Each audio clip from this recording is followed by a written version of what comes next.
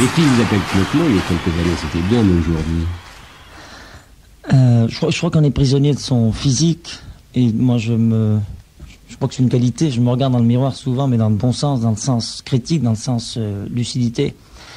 Et puis je crois que finalement j'ai un peu toujours la même tête, malheureusement la même taille, et finalement c'est une espèce de prénom qui me colle à la peau, je m'en débarrasse pas. Finalement ça ne rend pas plus malheureux, plutôt heureux, puisque ça peut faire rêver des gens. Et puis je vais quand même pas me défendre et dire arrêtez de m'appeler Clo-Clo, maintenant c'est Monsieur Claude, enfin ou un truc dans ce coup-là. Cela veut dire que vous ne vous voyez pas vieillir? Physiquement, non, je me rends pas compte. On en est tous là d'ailleurs. Oui. Moi j'ai eu 16 ans un jour comme tout le monde et j'ai l'impression de les avoir toujours. Moralement, physiquement aussi, puisque physique répond pour le moment. Je suis passionnellement dans cet âge-là et je dis bien passionnellement dans cet âge-là et j'ai l'impression d'en faire partie d'une façon absolue. Claude François, vous êtes un cas dans ce métier qui est le musical. Vous durez, ça c'est important. Vous avez des caprices, et c'est bien. Vous avez des ennuis, et je serais même tenté de dire comme les stars. Et vous paraissez en même temps vouloir tout recommencer. Et c'est peut-être là un signe de jeunesse. Le signe, justement, que vous n'êtes pas arrivé. Le jour où j'aurai l'impression d'être arrivé, ça sera pour moi le désespoir le plus absolu, le bord du suicide. Je crois que je m'arrangerai toujours pour me donner... À partir d'une pointe de pessimisme contrôlé, je me donnerai toujours l'impression que j'ai beaucoup de choses à faire encore, même si ça n'est pas vraiment le cas. J'essaierai de me leurrer moi-même, de me tromper.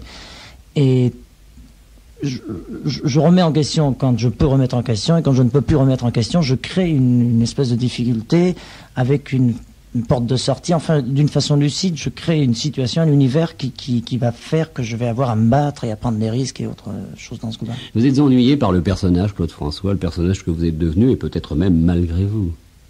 On n'est jamais responsable d'un succès comme celui-là. Écoutez, je crois que ça serait malhonnête de ma part de dire que je sois ennuyé par le personnage. Il a quand même des avantages, puis il y a des inconvénients comme partout. Les inconvénients, vous les imaginez, le fait de ne pas pouvoir sortir, de ne pas pouvoir être moi-même. Si à un feu rouge, je suis en train de réfléchir à un truc, je me fais insulter parce que j'ai pas vu la personne qui me faisait signe, à qui j'ai pas répondu, alors je suis de mauvaise humeur, alors qu'en fait, j'avais même pas vu cette personne.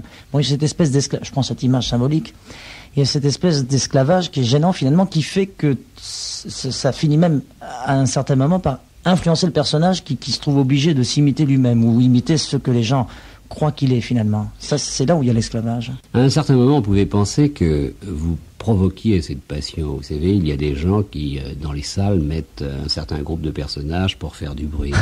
Et je me suis aperçu que pour vous, cela durait. Je veux vous en donner un exemple très simple. Tout à l'heure, on m'a téléphoné à différentes reprises, des services de sécurité, en me disant « Est-ce que vous avez prévu de protéger Claude François ?» Donc il y a quand même un phénomène là.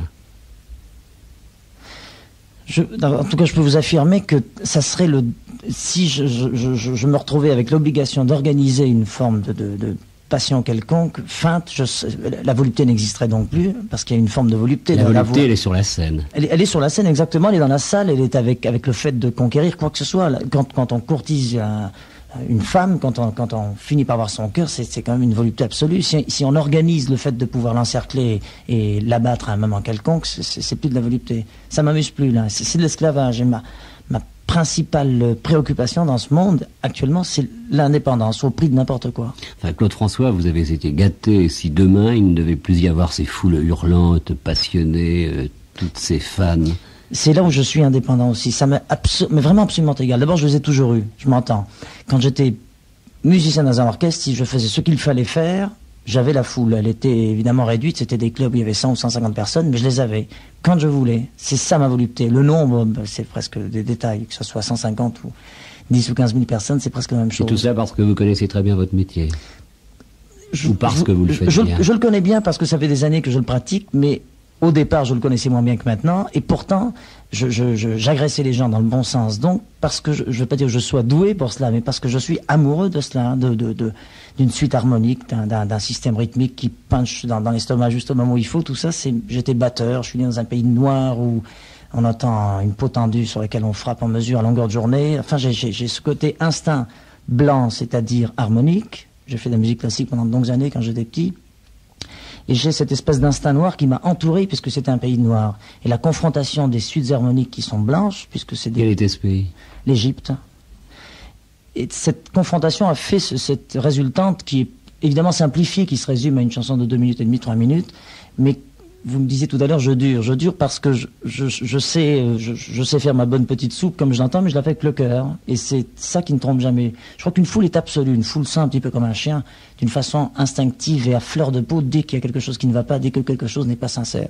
Vous sentez bien les gens, mais vous sentez également très bien les choses. Je veux dire par là que vous êtes terriblement lucide. Rien ne peut vous étonner. Heureusement et en général malheureusement, je suis toujours étonné. Il y a plein de choses qui m'étonnent. J'avoue que je suis lucide vis-à-vis de moi et en fait je suis absolument pas lucide parce que je crois que les gens sont comme moi. Je ne crois pas que les gens sont comme ils sont, c'est ça mon grand défaut. Je crois qu'ils sont comme je voudrais qu'ils soient. Et c'est là où je me fais... Vous êtes arrivé au très bon moment. Vous auriez pu réussir dans une autre période, par exemple. Est-ce que vous pourriez aujourd'hui faire votre trou? Mais ça serait prétentieux de dire avec oui, mais... ce que vous êtes, attention. Hein. Non pas simplement sur un seul disque. Il y a des gloires éphémères, des jeunes chanteurs qui font un tube, qui le lendemain sont oubliés. Je trouve cela catastrophique et désolant. Pour eux, moralement, déjà. Pour eux, même oui, ceux qui les oublient, ceux qui les fabriquent oui, et qui exactement. les oublient ensuite sont des criminels, à mon avis. C'est l'horrible loi, parce que vous me dites les filles, les trucs, etc. Si je ne faisais pas ce qu'elles voulaient, ce qu'ils veulent, je serais absolument oublié, et aussi vite que ces gloires éphémères. Je crois que c'est malheureusement la loi. Je te donne tout ça parce que tu m'en as donné autant que je voulais, sinon je t'en aurais pas donné autant. C'est presque ça. Hein. Je te donne tant, tu me rends tant. Il fut une époque où il y avait Johnny Hallyday, Claude François, Richard Anthony. Richard Anthony, je crois, est allé de notre côté. Enfin, en ce moment, il y a une chanson qui revient de lui, mais il s'est fait un peu oublier, c'est volontaire. Pour répondre pour lui, ça me sera difficile, mais enfin, je connais bien Richard. Allez, je crois que je vais dire un peu ma petite vérité à moi. J'ai l'impression, et je le dis avec d'autant plus de sincérité que j'ai de l'affection pour lui, je crois qu'il est paresseux. Et dans ce travail, il faut absolument pas être paresseux, il faut être très travailleur. Il est fait pour notre métier, peut-être. Je trouve qu'il chante très bien, qu'il a une très belle voix, mais il n'a pas cette angoisse au creux de l'estomac. Il aime bien vivre. S'il y a cru, il y croit toujours. C'est voluptueux, on reprend le même terme d'être adulé, d'être repris, d'arriver sur une scène, tout ça c'est quand même une volupté absolue. Celui qui la refuse est un menteur. Je ne pense pas qu'on puisse mettre ça de côté en disant moi je suis vedette malgré moi, j'arrive, c'est fou, on est vedette si on veut être vedette, qui que ce soit à n'importe quel stade des gens. Claude François, est-ce que vous avez été jaloux de Johnny Hallyday? Est-ce que vous le considérez au-dessus de vous comme personnage, comme phénomène? Il est évident qu'on est jaloux, c'est peut-être pas exactement le terme, mais il est évident que j'ai fait la course de fond longtemps et c'est un des sports, hein? En Égypte. En Égypte, toujours. Et c'est un sport qui cultive votre philosophie. D'abord, l'Égypte est un pays avec une philosophie très simple qui s'appelle fatalisme. Mais fatalisme courageux. Quand on se retrouve après un accident de voiture en pièces détachées, si on commence à se lamenter en disant « Ah, je suis fichu, etc. », c'est encore plus douloureux que de se dire « Compte Maktoub », ça veut dire « C'était écrit », puis finalement c'était écrit, c'était comme ça, il fallait que ça arrive. Donc on se résigne déjà, mais la résignation avec du courage. Et en course de fond, donc, il y a une philosophie très simple, il faut analyser, voir, agresser, se laisser traîner, reprendre la place devant pour tromper. Il y a toute une folie dans la course de fond. C'est ce que vous avez fait avec Johnny Hallyday? Oui, c'est un peu comme la course de fond en général. Quand on est sur une scène, on essaye d'en faire. C'est bon l'émulation de toute façon. Il faut toujours essayer d'en faire plus ou moins. Mais enfin, je ne pense pas que ça ait occupé plus de 10 ou 20% de mes problèmes. J'avais d'abord mon problème à moi et puis comment on appelle ça, la concurrence. Et puis sur quoi repose votre succès? Sur votre dynamisme ou sur votre talent? Je ne sais pas. Vous vous êtes interrogé? Il faut peut-être les deux. Je m'y suis interrogé. De toute manière, une réussite n'est jamais gratuite. Oui, mais de toute façon, j'allais vous le dire, c'est à vous de juger. Je ne peux pas vraiment me juger ou juger quels sont... C'est bon de se juger. J'y arrive pas. Alors ça, c'est une de mes grandes faiblesses. Si vous pouviez m'aider. J'ai besoin d'un miroir en face de moi, j'arrive pas à me juger. Vous le regardez tous les matins, le miroir. Non, mais miroir moral, c'est l'argent.